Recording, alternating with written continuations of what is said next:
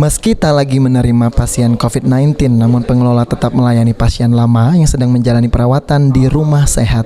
Pasien yang sudah masuk tetap dilayani sampai berakhir di tanggal 31 Agustus 2020 karena memang semua sudah selesai isolasi pada tanggal tersebut.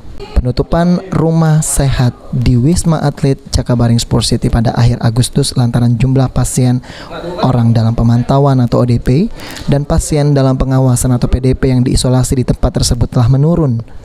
Warga pun dihimbau untuk lebih mengedepankan pendisiplinan protokol kesehatan dan isolasi mandiri.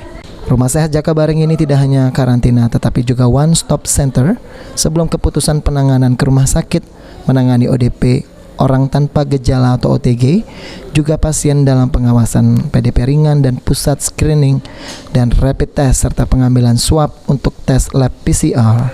Sementara Dinas Kesehatan Kota Palembang telah menyiapkan sejumlah rumah sakit untuk menampung pasien COVID-19. Pasien dengan gejala ringan maupun berat yang telah menjalani swab akan menjalani isolasi di rumah sakit yang telah disiapkan. Aprianto, PAL TV.